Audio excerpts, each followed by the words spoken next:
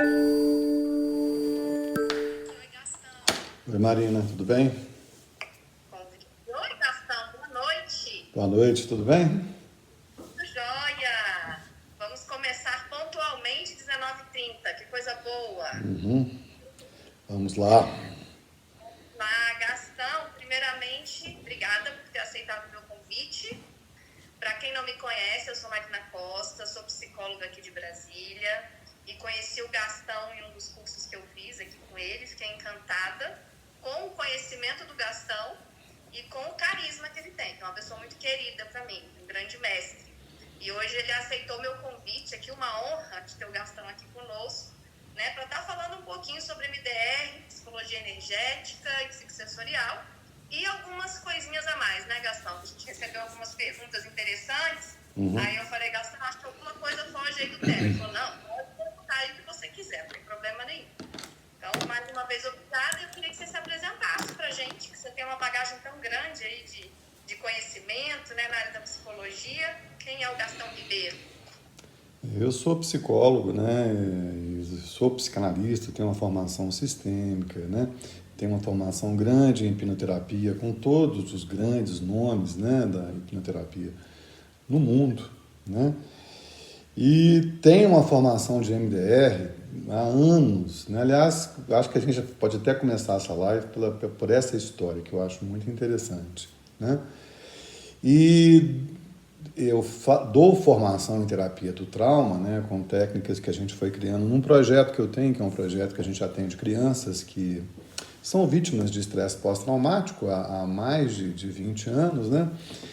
E nesse projeto a gente foi criando técnicas, a gente foi testando ferramentas e foi vendo o que era melhor para se trabalhar trauma, né? Na verdade, é um grande projeto de pesquisa, né? Um grande projeto de comparações, né? Onde a gente testa e busca o que é melhor no tratamento de trauma, né? Então, tudo que a gente aprendeu, a gente vai lá e testa, e a gente só trabalha com aquilo que realmente funciona, com aquilo que realmente dá certo, né? As pessoas todas que fazem os meus cursos falam que aquilo que você ensina, você vai para a prática e você faz, né? E realmente é assim, você vai e faz, né? É simples, né? Eu tento colocar de uma forma simples, né? E tem um portal de educação à distância, que é o Sinapse EAD, né? E tem o Espaço Trauma, que são portais de encontros presenciais, de cursos presenciais, né? Eu dou curso no Brasil, em Portugal, em vários lugares, né? Então eu tenho uma experiência muito vasta com estresse pós-traumático. E vou falar de uma coisa que é raríssimo vocês me virem falar, né?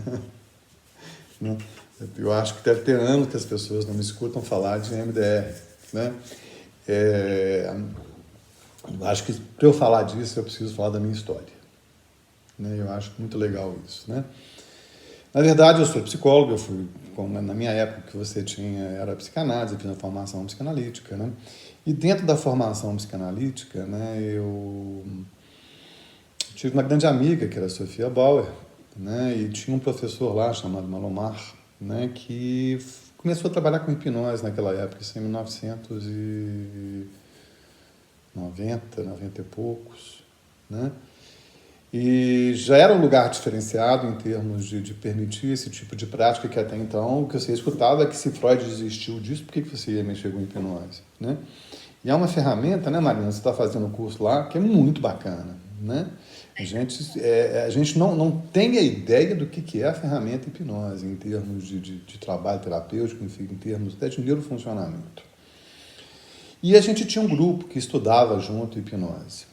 Aí, em 1995, né, isso é nos primórdios do MDR, né, ia ter um curso de uma forma diferente de hipnose no Rio de Janeiro. Olha que coisa engraçada.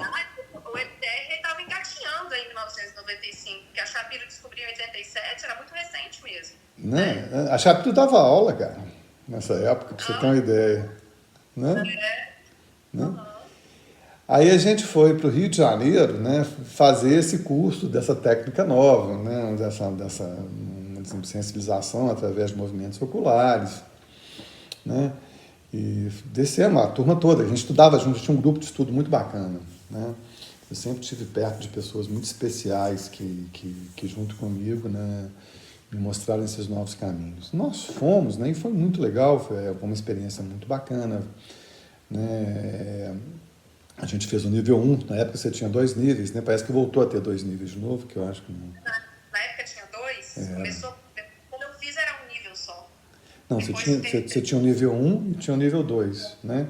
Eu tenho o certificado da Shapiro dos 2 níveis, né? O 1 era o basicão, né? Depois você fazia um segundo, que vinha com as intervenções cognitivas, com algumas coisas um pouquinho mais diferenciadas para você fazer a formação. E nessa época, né, quer dizer, eu gostei muito da técnica e comecei a trabalhar muito com ela, né? Porque era uma coisa diferente daquilo que eu fazia até então. Né? E quem dava as aulas no Brasil era a Graciela Rodrigues, né? O próprio Ricardo, que hoje está em Brasília, né? Que também tem uma relação com o MDR grande, né? O Ricardo foi, inclusive, acho que quem trouxe a Graciela para o Brasil, se eu não me esqueço, né? E naquela época eu gostei muito e o pessoal começou a me chamar para ajudar a turma na formação. Na MR sempre tem um professor e tem algumas pessoas especificamente que faziam, né? Eu participei, inclusive, na formação de várias pessoas, né, dentro do paradigma aí do que a gente chama de MDR, né? E foi muito bacana, né? E dentro do próprio MDR, né? Quem trabalha com essa técnica há muito tempo, né? Quem já tem uma certa familiarização com a técnica, né? Sabe que é uma técnica bacana, mas como toda técnica é bom para algumas coisas e não é tão suficiente para outras coisas, né? E numa dessas ajudas, né, que eu estava dando, o pessoal começou a me falar de terapia de energia, né? Isso em 98, 99, isso tem quase 20 anos, né? Poxa, tempo pra caramba. Né? E aí a gente foi estudar, né, o que era isso, o que era uma terapia de energia. E até era uma coisa que estava engatinhando na época, não tinha muita comprovação científica, como o próprio MDR também não tinha. Né? Então, aí eu fui estudar, naquela época, sobre terapia de energia. Né?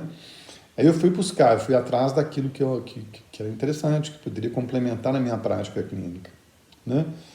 E foi muito legal, né? Porque a terapia de energia era um modelo um pouquinho diferenciado, onde você não precisava muito do protocolo cognitivo, que o MDR é um protocolo cognitivo que trabalha com uma estimulação bilateral no sentido de aumentar um pouquinho como as coisas funcionam no cérebro. Eu até separei para falar um pouquinho disso aqui também, a gente pode até falar. E aí eu fui estudar psicologia energética. Eu comecei a introduzir algumas coisas na minha prática, inclusive complementando algumas coisas do MDR, né? Algumas coisas que me incomodavam muito. Às vezes eu achava que as pessoas saíam ativadas demais no meu consultório depois de uma sessão de MDR, né? Porque o paradigma é a rapidez de processamento, é o acelerar a informação.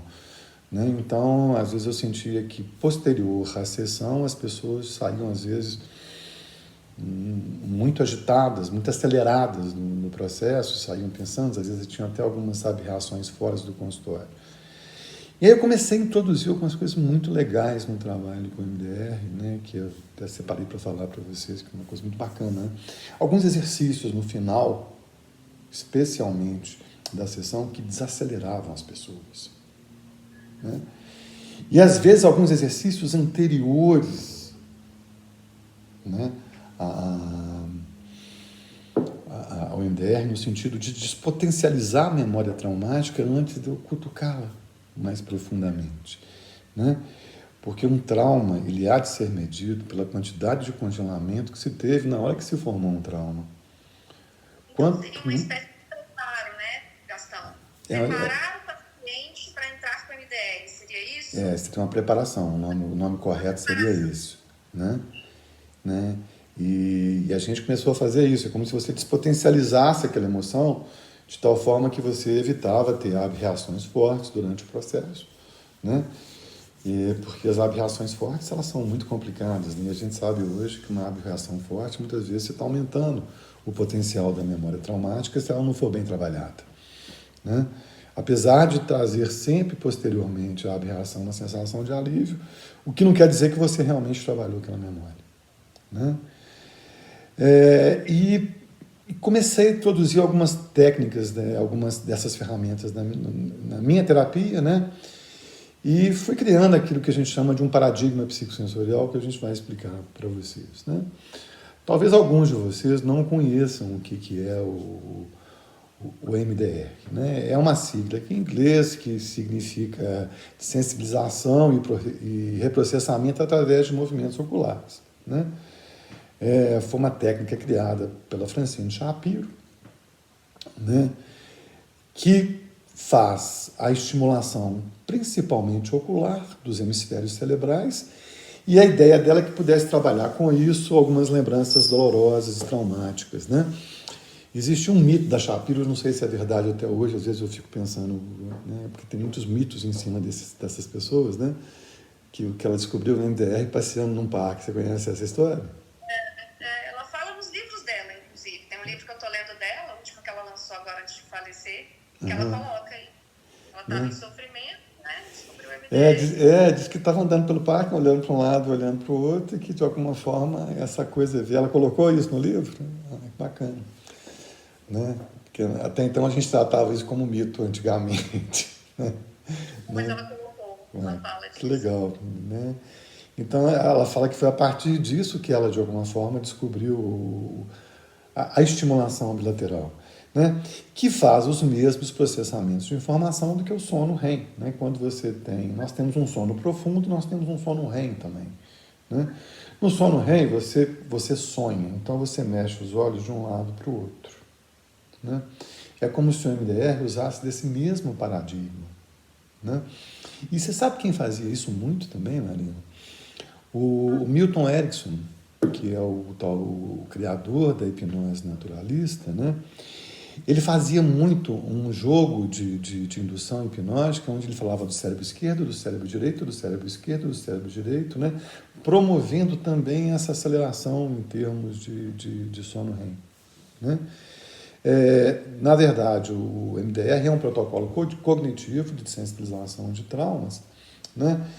Onde você tem um protocolo cognitivo muito bacana, né? A gente tem que dar os méritos para a Shapiro, aquele protocolo dela de 8 passos é um protocolo bacanérrimo, né?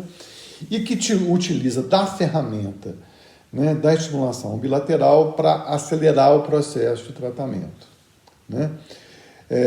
Você pega uma cena traumática, você de alguma forma faz com que o cliente se sintonize com ela, e no protocolo de MDR, imagino que seja assim até hoje, como se você fosse abrindo portas, né? Uma imagem chamando a outra, uma lembrança chamando a outra, e com isso você vai fazendo...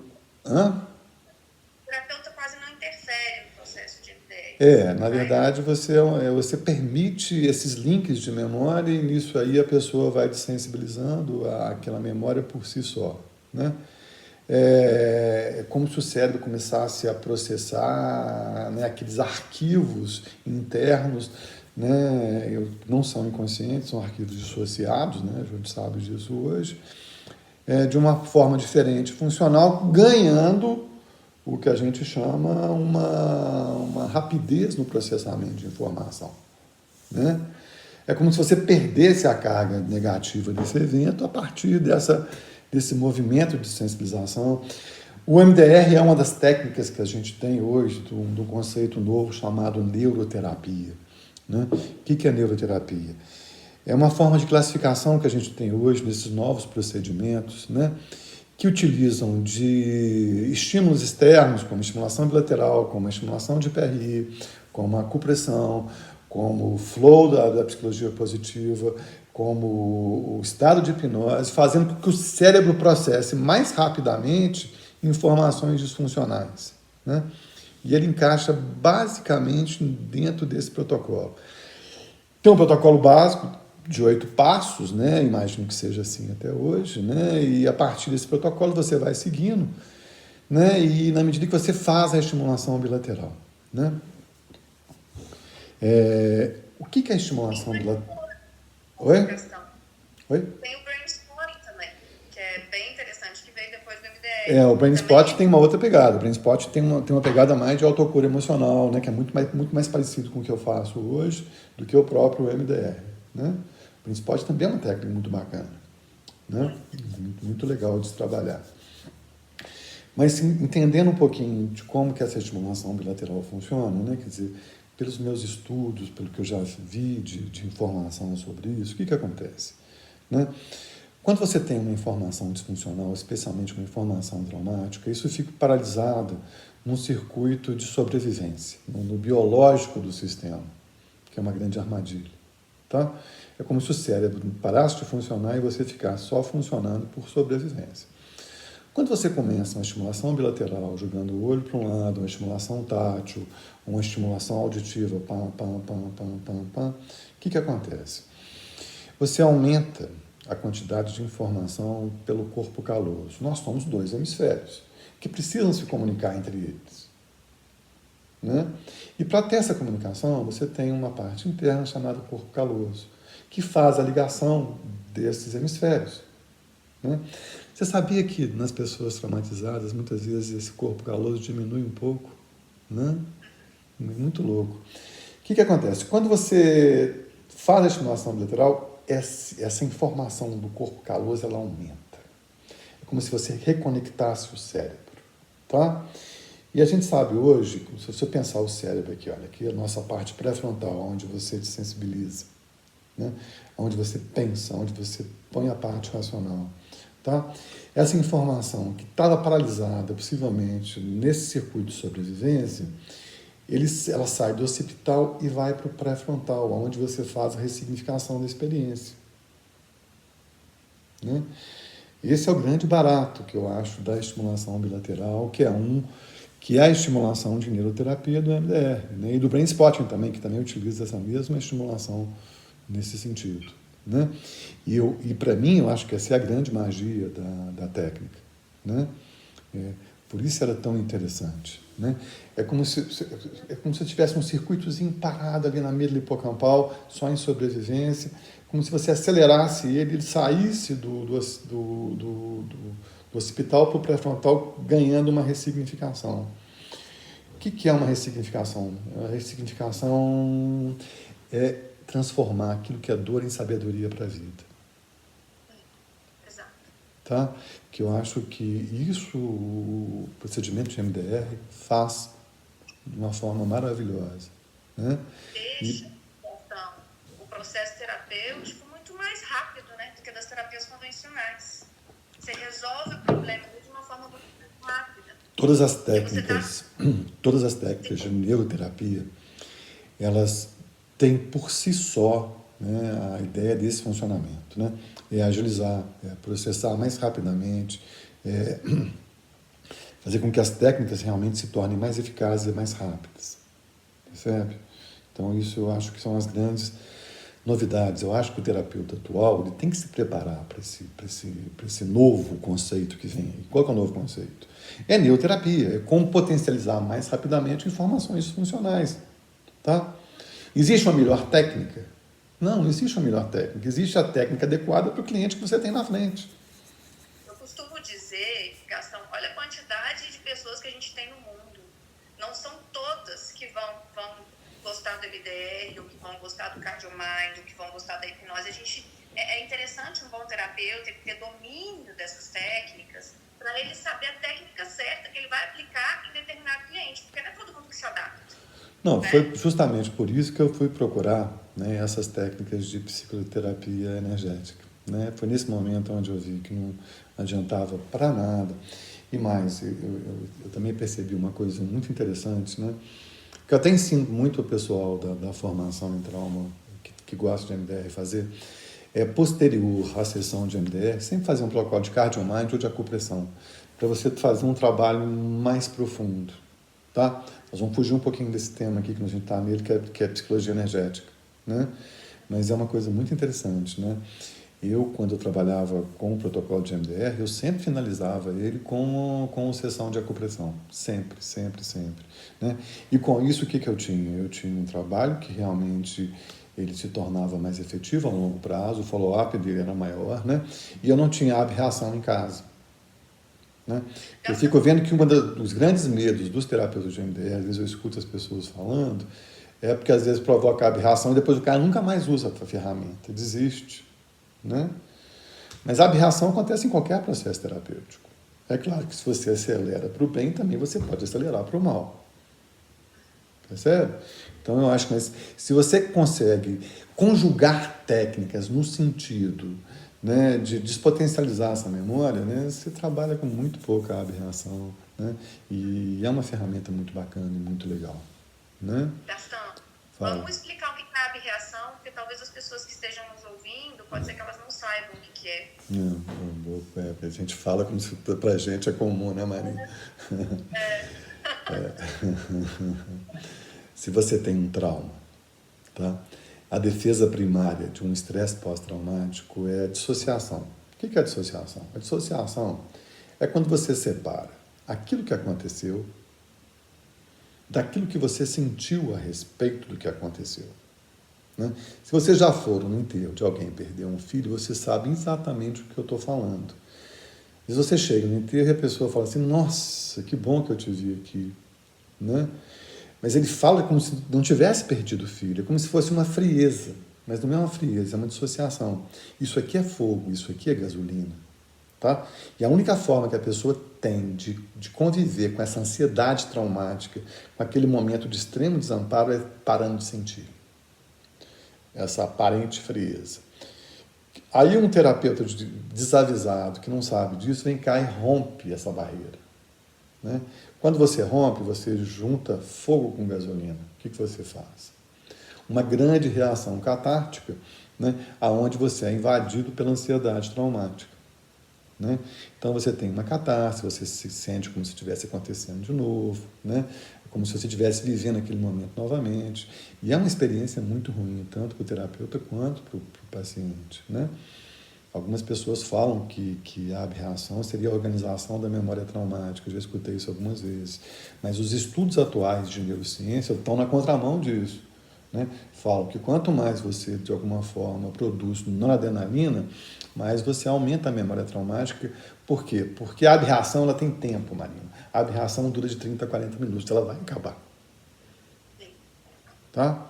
Como é uma reação catártica, o que vai acontecer? Posterior à aberração, a pessoa vai ter uma sensação de muito alívio. Né? Como se ela tivesse processado aquilo. Na verdade, aquele alívio é um excesso de endorfina que foi jogado ali para parar aquela aberração. Isso é química. Né? E, na verdade, muitas vezes você aumentou foi o potencial da memória em vez de retirar realmente a memória traumática. Né?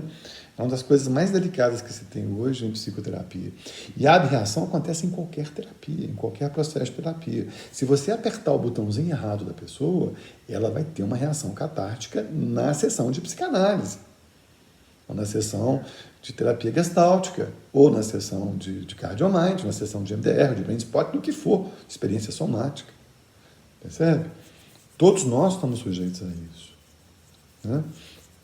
Então, isso é uma aberração e é muito comum acontecer em sensibilização de memórias traumáticas. Para ver se o público aqui entendeu da forma como eu entendi.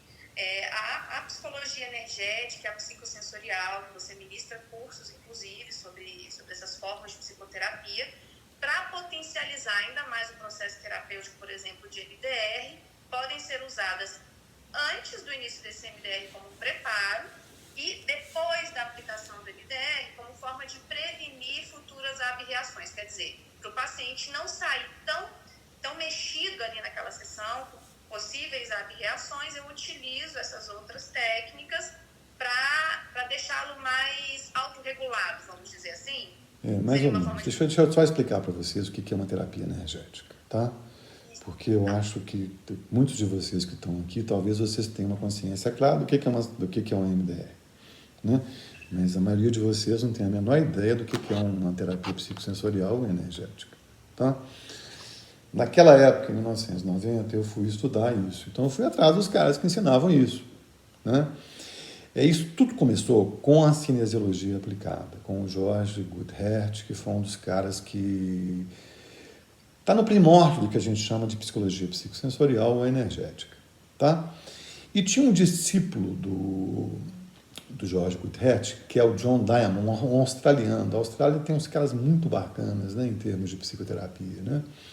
E esse cara foi a primeira pessoa que criou uma técnica que a gente diz energética ou psicossensorial, tá? Que se chama o SER, né? Que é uma técnica muito bacana, mas que trabalha não com pontos meridianos, que eu vou falar para vocês, mas com pontos neurolinfáticos, né? É uma técnica muito legal para quando você tem processos de adoecimentos do corpo a partir de uma emoção, né? Então ela é muito funcional, que a maioria das técnicas, inclusive energéticas. Mais tarde veio o Callahan, que criou a terapia do campo do pensamento, que é o TFT, né? Que fez a primeira ligação com psicologia energética com os meridianos energéticos que você usa em acupuntura. Tá? E a partir do Callahan veio um monte de outras técnicas, vem o EFT, vem o NAEM, vem a técnica neuropsicossensorial, que é o que eu utilizo, que a gente criou no projeto, que é muito legal. Tá? Qual que é a ideia? Nossos corpos, eles têm uma natureza profundamente elétrica. Tá? A dor viaja na velocidade da eletricidade. Por isso que nós sentimos tão rápido, né? Os nossos cérebros são sinapses, eles são mensagens elétricas, né? O nosso cérebro funciona a partir de circuitarias elétricas que vão se conectando. Se eu quero avaliar o meu coração, o que eu avalio? Um eletrocardiograma, né? Se eu quero avaliar o meu cérebro, eletroencefalograma, né? E todas essas técnicas todas de avaliação, elas medem muito a parte elétrica, né? Quer dizer, o meu cérebro, ele tem uma eletricidade, ele tem um potencial elétrico funcional, tá? Há cerca de 5.000 anos atrás, os chineses descobriram alguns complexos circuitos energéticos que passavam pelo corpo, né, que você consegue apenas observar através de medidores muito específicos, que são os meridianos energéticos, que são os circuitos de energia, e que eles chamam, que está no centro das práticas terapêuticas de toda a medicina chinesa, de tudo que passa por ali, né? A acupuntura não existiria se não houvesse esses pontos meridianos, né? E o que o Callahan fez? O Callahan foi um cara que do TFT muito bacana, né, em termos das técnicas dele, né? Ele começou a associar, né, os pontos meridianos com terapia, tá? Como se ele pudesse, através disso, fazer o que a gente chama de uma psicologia energética ou de uma terapia energética, né? O nome primeiro dado foi de psicologia energética, né? Ele acredita que o quê? Que quando você tem um problema, você tem um desequilíbrio energético, né? Se você pensar em termos de medicina chinesa, tá? A gente tem o Qi e o Xi, que são energias que de alguma forma, a doença existe quando uma dessas energias se descontrola, tá? O estado de autocura emocional seria um estado onde você bota essas energias funcionais, tá? Na verdade, o modelo de terapia energética, ela é um grande processo de autorregulação e, na verdade, você acredita que há um desbalanceamento de energia e você vai estimular alguns pontos energéticos do corpo, especificamente, e com isso você vai provocar um equilíbrio interno, que é o estado de autorregulação, né? Que nada mais é que um estado de autocura emocional, tá? Que é o que muitas vezes algumas técnicas pregam, né? O CardioMind é um estado de autorregulação, o Brain Spotting trabalha com autorregulação. Todas essas técnicas mais novas e mais atuais funcionam muito a partir desse estado de autorregulação. Qual que é a ideia básica? Se eu cortar o meu dedo aqui, eu morro? Não morro. Meu corpo tem uma autocura, ele vem cá, ele traz plaqueta, ele vem cá, ele fecha, ele faz uma cicatriz, ele faz uma pele mais dura, tá? Se eu tenho uma autocura corporal, eu também não teria uma autocura emocional, tá? E o que a psicologia energética prega é que se eu fizer pequenas estimulações onde há um bloqueio de energia, né, associado ao campo de pensamento, isso vai fazer um desbloqueio dessa energia através de percussões digitais, né? realizadas pelo próprio cliente ou por um aparelhinho de estimulação, especificamente, né? E que as perturbações energéticas seriam desequilíbrios internos energéticos. Tá? E as principais técnicas que trabalham com isso são as técnicas psicossensoriais, né? De um tempo para cá, a gente tem questionado muito esse nome energia. Tá? Porque, na verdade, a gente não trabalha com a energia das pessoas. Eu não modifico a energia de ninguém quando eu faço uma estimulação psicossensorial. Tá? Qual que é a ideia básica? Aquilo que a gente chama de terapia energética seria o tapping. Tapping, o que é? Uma estimulação rápida de pontos energéticos. Essa estimulação rápida de pontos energéticos, em alguns pontos meridianos, que são pontos próprios, né? Que são pontos periféricos. Né? Então, você faz uma estimulação em pontos meridianos periféricos para modular uma resposta emocional. Né?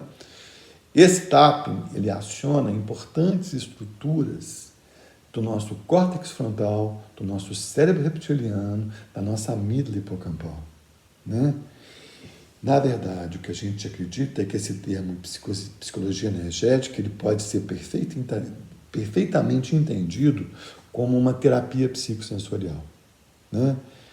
Outro termo que as pessoas usam também é psicotapping, né? Que também é um termo bacana, mas eu prefiro mais utilizar o paradigma psicossensorial. Tá? O que a gente sabe hoje? Em termos que isso não funciona só em termos não é só uma acupuntura emocional. Tá? A gente sabe hoje que essas estimulações, elas promovem a formação de alguns hormônios importantes na formatação das respostas de medo, de ansiedade e de tristeza. Tá? A estimulação de pontos sensoriais, o que ela faz? Ela faz com que o corpo produza, nesses lugares especificamente, esse aqui é o ponto que a gente mais usa, o ponto do karatê, normalmente com 4 dedos, né? O corpo fabrica o que a gente chama de beta-endorfina. Né? E junto com o campo de pensamento, que é aquilo que eu penso enquanto eu faço a estimulação, isso leva para o nosso cérebro que essa beta-endorfina e regula as respostas de medo e ansiedade. Né?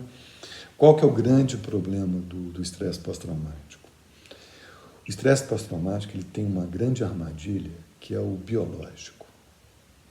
Tá? O que é o biológico? Nosso corpo ele tem uma estrutura de sobrevivência. Nós viemos nesse mundo para sobreviver. Tá? Quando eu aciono medo, quando eu aciono muito desamparo, tá?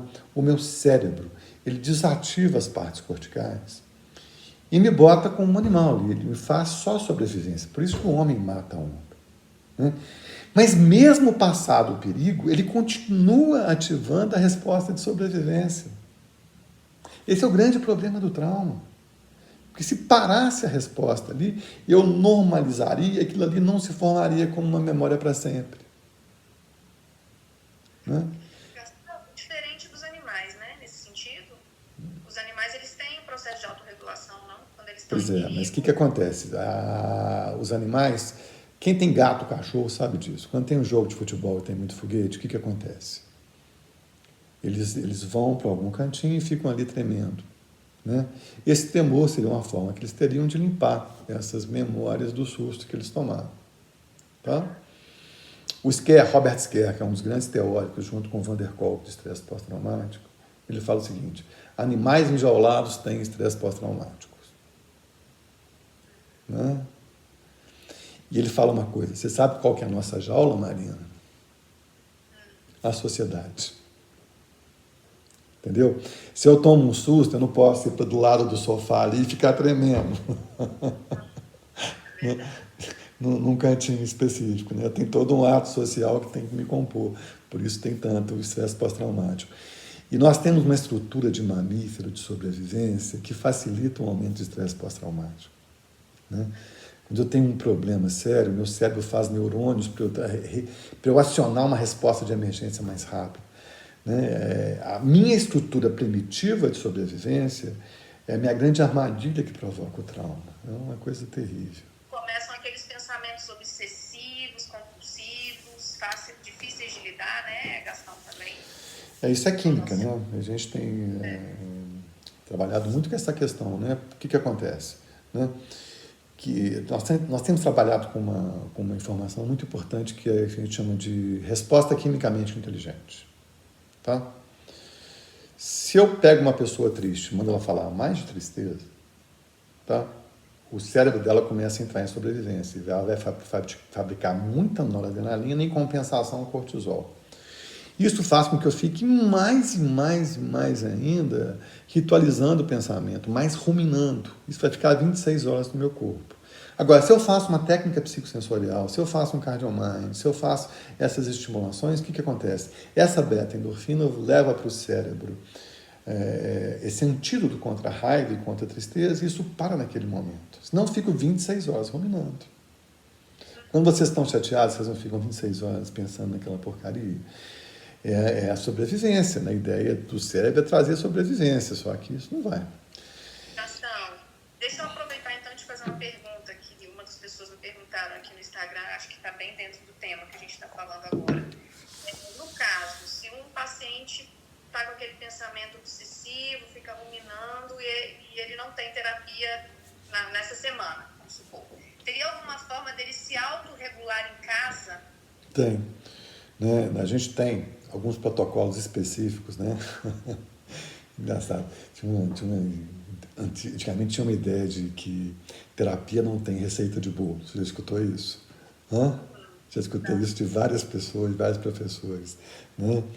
Com o paradigma psicossensorial, terapia tem receita de bolo. Né? Tem alguns protocolozinhos, especialmente numa técnica chamada NAEM, ou de técnica psicossensorial, que é a técnica que a gente usa, que você dá para o cara fazer naquele momento de ruminação. Tá? O que eu tenho trabalhado, Marina, de medo de avião, né, com essas técnicas, né?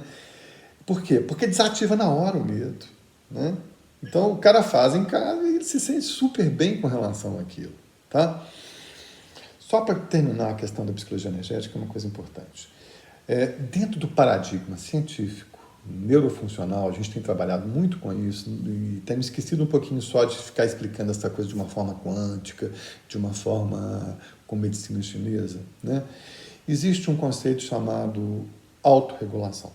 Nós temos um sistema nervoso autônomo, né, que regula o quê? Vocês sabem qual que é a pressão arterial que vocês estão usando para escutar o que eu falo? Qual que é a temperatura que o seu corpo está usando para escutar o que eu falo? Quantidade de açúcar que vocês estão sendo, qual é necessária para vocês pensarem o que eu estou falando? Por que vocês não sabem? Porque vocês têm um sistema nervoso autônomo que regula isso, para que vocês precisam. E dentro do sistema nervoso autônomo, existe um sistema nervoso autônomo ligado ao nervo vago, que ele é um sistema nervoso, né, ligado às emoções. Dentro do sistema nervoso autônomo do vago, nós temos um sistema nervoso simpático e um sistema nervoso parasimpático, né? que dão notas do nosso humor no dia a dia da nossa vida. Tá? Dentro do sistema nervoso simpático parasimpático, se eu estou em perigo, o que acontece? O meu corpo aumenta a quantidade de sangue nos músculos, ele desativa o meu cérebro e ele endurece meu corpo para eu sobreviver. Tá? Mas eu não posso ficar o tempo todo aqui só na ativação desse tipo. Tem uma hora que eu vou ter que descansar. Né? Passou o perigo, meu sistema nervoso parasimpático entra, aí me dá um sono, aí eu durmo, aí eu descanso, aí eu paro. O que seria o que a gente chama de autorregulação? É quando um sistema regula o outro, provocando o quê? Uma sensação total de bem-estar e autocura emocional. Tá? E o meu cérebro se torna pensante e capaz de funcionar em termos de modificação desse sistema. Tá? O que seria uma técnica energética psicossensorial? São umas técnicas que usam do campo de pensamento, que é aquilo que eu sinto enquanto eu tenho aquele problema. Aí eu vou estimulando pequenos pontos meridianos do meu corpo, fazendo com que o meu corpo entre em autorregulação, entrando em autocura emocional e com isso o quê? Desativando a parte procedimental de uma memória traumática ou não. Tá? Essa é muita coisa importante da gente estar falando, né? Acho que uma hora vai ser pouquíssimo, né? para a gente falar aqui. Acho que as perguntas vão ficar para outro dia. Nós temos, né, dois tipos de memória, especialmente quando se trata de trauma. Eu tenho uma memória declarativa, que é aquilo que eu relato do que aconteceu. E tem uma memória procedimental de sobrevivência. O que é isso? Naquele momento, onde eu tenho o extremo desamparo, tá? Pensa o nosso cérebro como se fosse uma mão. Tá? Aqui na frente seria a nossa parte mais pré-frontal, onde a gente avalia, onde a gente pensa, aqui seria a parte occipital. Tá? E no meio do cérebro nós temos o sistema límbico. Na pontinha do sistema límbico, nós temos a amígdala hipocampal, que são duas bilaterais, né? E essas amígdalas são aquelas que dão o registro emocional daquilo que eu sinto. Né? Elas que acionam o meu perigo. E quando você tem um trauma, e esse é o grande problema, a gente faz memórias nessas amígdalas hipocampais. Tá? E essas memórias, elas são procedimentais, elas se fazem por repetição. Quanto mais eu repito, mais aumenta aquela memória procedimental. Né? Vou dar um exemplo para vocês entenderem. Vamos supor que eu fui assaltado por alguém de boné branco. Eu estou andando na rua, eu estou correndo na rua e vem alguém de boné branco. E o meu corpo automaticamente aciona perigo, perigo, perigo, perigo, perigo. É como se aquele cara fosse me assaltar. Mas eu sei que ele não vai me assaltar. Olha que coisa interessante isso. Tá? Isso só passa quando ele sai do meu campo visual. Isso é uma memória de procedimento. Tá? Que não tem ressignificação que modifique. Por isso o trauma pede o que a gente chama de um tipo de neuroterapia, que são ferramentas que vão trabalhar nos dois níveis, no cortical, dando um outro sentido a ele, e no subcortical, desativando, né, o que o Scher fala. Uma boa terapia de trauma, ela faz a extinção da memória procedimental. E você só faz a extinção disso através de pequenas estimulações específicas que vão atuar nessa parte do cérebro. Né? E a gente sabe hoje que as técnicas psicossensoriais atuam especialmente nessas amígdalas hipocampais. Na verdade, Marina, para ser muito sincero, né, a única técnica que realmente a gente sabe que cientificamente desativa essas amígdalas hipocampais, que foi comprovado cientificamente, é a coerência cardíaca, que é a técnica que a gente usa no CardioMind. Né? Não é cérebro, coração. Né? É o cérebro do coração. O cérebro do coração. O que eles falam é que o coração tem um cérebro. Né? A técnica é incrível, eu uso muito no consultório, ela realmente, o paciente sai, né? A gente criou um curso agora no Sinapse, né, para o pessoal que vai vir uma grande epidemia de trauma pós-coronavírus, né? E a gente criou uma... Hã? Tá piorando. Fora a depressão, que também já existia antes e que está piorando. Não, são as duas consequências, tanto o trauma quanto a depressão. Vou fazer uma live semana que vem sobre depressão pós-Covid. Né? O que acontece? Né? Agora eu perdi o que eu estava falando mesmo. Capitular aqui. A gente estava falando do Covid, do que a gente vai ter muito. Não, tá, desculpa. A gente criou um curso, né, para baixo custo, ele custava R$25, acabou a promoção, mas ele custa 50, é baratinho também. Né, para que as pessoas pudessem trabalhar online com essas técnicas, né, nessa época de pandemia. Né? Um curso muito legal de como trabalhar online, como trabalhar com prevenção, né? E o que eu acho mais interessante é que nesse curso a gente teve 400 inscritos. Né? Isso é gente pra caramba para fazer curso. Né? E o que eu acho mais legal é que a gente ensina esse protocolo de CardioMind simplificado nesse curso. Né? E o que as pessoas estão adorando, né, é porque as pessoas não conhecem, ele é fantástico. Né? Essa conexão de coração com o cérebro, ela provoca algumas mudanças fenomenais. Né? E objetivo, a gente está precisando de técnicas e ferramentas dentro do consultório, mas objetivas também, com resultados mais imediatos. Agora, assim, muitas pessoas me perguntam quem pode fazer os seus cursos. são apenas psicólogos, se abre para psiquiatras. Por exemplo, eu tenho uma amiga que é acupunturista, ela perguntou, será que eu posso fazer os cursos de gastão? E aí eu estou hoje aqui te perguntando, quem que pode fazer esses seus cursos? Os meus cursos, eles são abertos às pessoas da área de saúde, de forma geral, tá? Eu não faço uma restrição de só psicólogos ou só médicos que trabalham com terapia, né? Por quê? Porque as ferramentas que eu ensino, elas são muito úteis, às vezes, numa situação de pronto-socorro. Se desativar uma ansiedade, em vez de enfiar Rivotril no cara, né? Então, são cursos abertos a quem trabalha com saúde, né? Claro que o cara que é advogado, que não sei o quê, não tem por que fazer um curso desse, né? Mas se você trabalha com a área de saúde, se você tem alguma coisa nesse nível, eu acho bacana, porque ele traz muitas ferramentas de dia a dia, ferramentas de baixar a ansiedade, ferramentas que, de alguma forma, normalizam muito o humor das pessoas, né? Então, ele pode ser feito por qualquer profissional da área de saúde, tá? Ótimo. Eu queria terminar um pouquinho falando de como associar essas duas coisas, tanto a MDR quanto a psicologia energética. Eu fui estudar psicologia energética justamente para complementar o meu trabalho de MDR, tá? Mas ficou tão legal o que eu comecei a fazer que as pessoas começaram a falar assim, pô, me ensina esse negócio. E acabei dando aula no Brasil, no mundo, sem me planejar para isso. Foi acontecendo de forma natural. E você que já fez curso comigo, você sabe. Aquilo que eu ensino realmente é fácil de você utilizar no dia a dia, né? É simples, é fácil, não tem complicação, né? É bom que as pessoas não te conhecem, né? A forma do Gastão de ensinar é tão simples, é tão genuína. Ele não guarda o conhecimento para ele, né? Você Não, realmente... o conhecimento é o conhecimento do mundo, cara.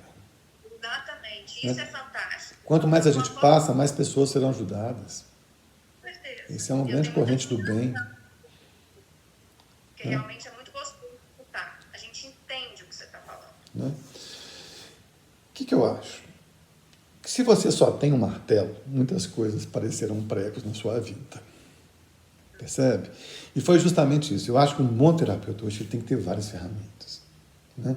E utilizar a ferramenta certa para o paciente, correto. Tá? O que é legal você fazer quando você associa MDR e psicologia energética? Tem algumas pessoas aí que são meus alunos, que talvez eu já falei disso, eles já sabem, mas quem não é muito legal. Existe uma coisa muito legal que a gente chama em terapia psicossensorial energética, que é preparação. Eu consigo jogar boliche se as garrafinhas estiverem deitadas? Não. Eu tenho que botar as garrafinhas em pé para jogar boliche. O que acontece, Marina, se eu resolver jogar vôlei e você futebol? O que nós vamos jogar? Nada. Exatamente. Né? Uma coisa que a gente faz muito nas técnicas psicossensoriais, que a gente faz muito no cardiomédico, que a gente faz muito no congelamento, né? E que eu fazia muito quando eu trabalhava mais com MDR, né?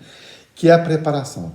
O que é a preparação? A preparação são coisas simples que colocam o corpo em autocura e que vão facilitar o alto rendimento na execução do MDR. Tá?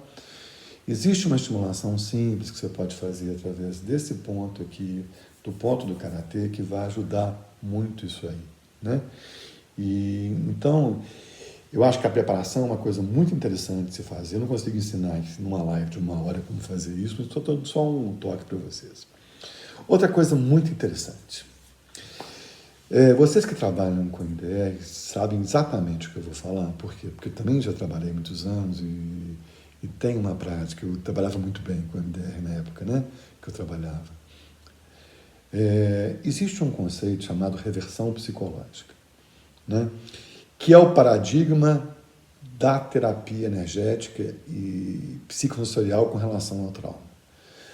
Quando você pensa no trauma, é como se o seu corpo, em vez de entrar em autocura, entrasse em adoecimento. Aí ele faz um bloqueio que a situação paralisa completamente, né? Você está processando, o cara está indo bem pra caramba, memória chamando memória, arquivo chamando arquivo, de repente, pof! Bloqueia todo o processo. tá? Eu acho que todo terapeuta de MDR deveria aprender a desbloquear o que a gente chama de reversão psicológica, né? Por quê? Porque aí você ganha uma produção rápida de funcionamento, você faz pequenas intervenções e que vão fazer com que o processo se retome novamente, tá? É preciso identificar qual é o tipo de reversão psicológica e que estimulação você vai fazer. Então estejam atentos a isso, né? Tem um livro de MDR e terapias energéticas, que é um livro antigo do Hartung. Vocês conhecem esse livro, Marina? Ele foi, inclusive, ele foi editado no Brasil pelo pessoal do MDR, né? Que ele fala de TAT, fala de acupressão, fala, inclusive, da reversão psicológica, que é muito legal, né? Vale a pena se vocês quiserem ler, né? Eu tenho um antigo assinado pelo próprio Hartung quando esteve no Brasil, né? Outra coisa muito interessante que eu acho que é uma associação muito bacana que eu sempre fazia, né? É sempre finalizar as sessões de MDR com acupressão. O que é a acupressão? Nós temos duas formas de fazer tapping ou estimulação desses pontos meridianos energéticos, tá? Você pode fazer um tapping rápido, tapping é a estimulação rápida do ponto energético, ou você pode simplesmente colocar o dedo e fazer uma pequena pressão. Isso seria a acupressão, né? A gente utiliza muito também a acupressão para trabalhar as memórias transgeracionais, né? Para mim, quando eu trabalhava com MDR e chegava em alguma memória que eu acreditava ser de um antepassado e estava repassando para esse cliente, eu sempre fazia através da acupressão e tinha um resultado fantástico, né? Eu sempre finalizava a acupressão e sempre que eu tinha uma memória transgeracional, eu trabalhava aqui, né? Uma das coisas que a gente fazia muito, e muitas das pessoas que trabalham com MDR fazem hoje, é a utilização de uma técnica psicossensorial, né? Antes de fazer o protocolo de MDR. É como se eu pegasse a questão procedimental, esvaziasse isso aqui, e aquilo que é cognitivo fica fácil de trabalhar, né? Então, e uma das coisas mais bacanas que eu fazia, posterior à sessão de MDR, né, uma coisa que me incomodava muito na técnica, no procedimento, é o tanto que as pessoas saíam pilhadas do consultório, muito aceleradas, pensando demais, tá? Eu acho que acabou a consulta, eu acho que a pessoa tem que sair bem, tá? Existe uma técnicazinha psicossensorial, porque depois vocês façam esse exercício, isso é muito bacana, tá? Se você fizer assim durante 30 segundos, esse movimento, Jorge Reis, assim, ó, se vocês fecharem o cérebro, vocês vão ter a sensação de que o cérebro está fervendo, acelerado, tá? E o cliente posterior à sessão, ele sai nesse acelerado. Tem um pequeno exercício simples, dura 1,5 minutos no máximo, que você desacelera rapidamente o cérebro. Aí você tem menor chance da pessoa sofrer posterior ao consultório, né? Que é muito bacana. Então, são segundos, olhando de um lado para o outro e depois fecha os olhos. Você tem a sensação de que o seu cérebro está acelerado, que esse é o paradigma do MDR. Depois de uma sessão de 40 a 50 minutos que você está fazendo isso assim o tempo todo, a pessoa sai acelerada. Então eu acho que você tem que desacelerar a pessoa no final da sessão. Entendeu? Para que ela de alguma forma saia bem da sessão. Isso é uma coisa muito bacana. Também um exercício muito legal e muito bacana, né? E outra ferramenta muito legal, mas muito difícil, né? Eu acho pessoalmente que dos cursos que eu dou é o curso mais difícil, que as pessoas menos utilizam, que é a utilização desses pontos para fazer uma leitura dos sentimentos das pessoas, né? Que é o que a gente chama de diagnóstico psicossensorial, né? Onde você pede para a pessoa pensar no trauma, pensar no que aconteceu, e através desses pontos específicos, que são os pontos meridianos, você tem uma ideia do que ela sentiu, porque esses pontos fragilizam quando ela pensa, né? Muitas vezes uma sessão de MDR não fecha porque algum sentimento não foi percebido pelo terapeuta e não foi trabalhado, tá? Quando eu fazia o MDR, né, não é que, não é que eu não faça, né, porque eu tenho outras técnicas mais interessantes hoje, que eu trabalho, que eu acho mais funcionais. E a gente faz, né, de acordo com o que a gente acredita, né? Então, eu uso de outras técnicas, né? Mas quando não fechava a sessão de MDR, eu fazia esse diagnóstico, falava, nossa, tem uma culpa aqui que eu não trabalhei. Aí você pedia para a pessoa falar da culpa e aquela sessão fechava maravilhosamente bem. Né? Então, na verdade, você tem um monte de coisa que você pode estar associando com o MDR, que é muito legal. Na minha formação de trauma, agora em 2020, né, a gente não começou ela por causa da pandemia, né, então atrasou tudo na vida. Né? Ninguém esperava que o mundo fosse acontecer o que aconteceu.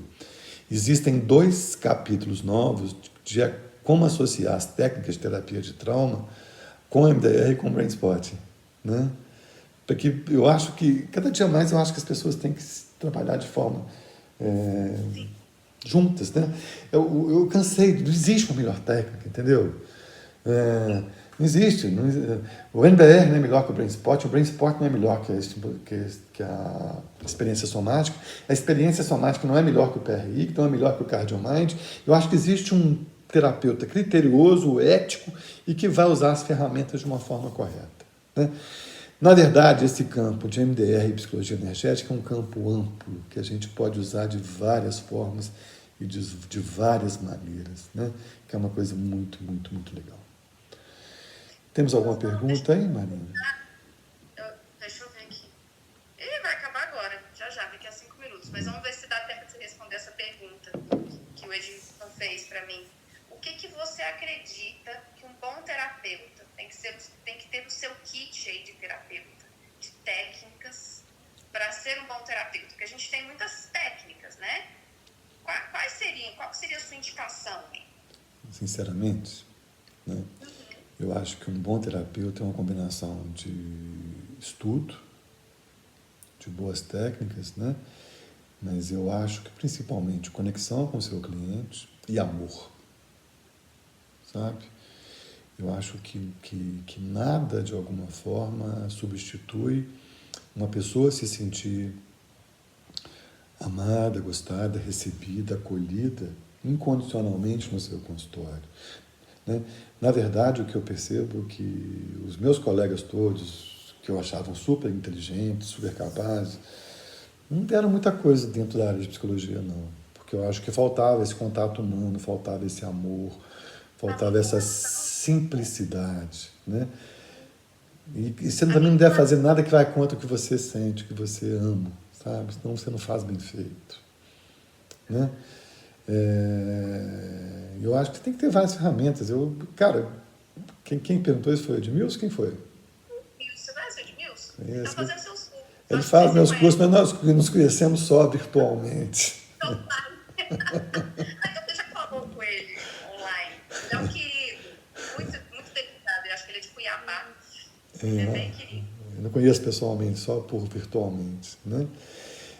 Eu acho que, por exemplo, se tem uma técnica nova, eu vou lá e conheço. Sabe o que eu estou estudando atualmente, Maria?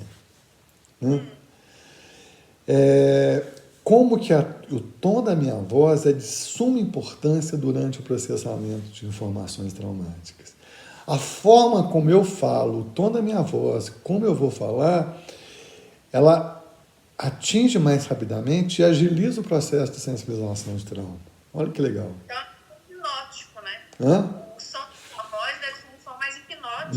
Não é hipnose, não. Isso foi eu estava fazendo o curso do Van der Kolk outro dia, ele estava falando disso. Falei, cara, que legal que esse cara está falando. Aí eu fui procurar isso em outras coisas e estou atrás. Então tem tanta coisa diferente, né? A gente fica, às vezes, dentro do quadradinho da gente, né? E achar que só aquilo é funcional. Conheça todas as técnicas, mas nunca deixe de ser amoroso com o seu cliente. Nunca deixe de ser receptivo. Seja com seus clientes, seja com seus alunos. Percebe? Né? Você tem que ser acessível para as pessoas, cara. As pessoas às vezes me procuram no WhatsApp, me mandam mensagem, eu respondo. Você responde mensagem? Respondo. Eu escuto isso, você acredita?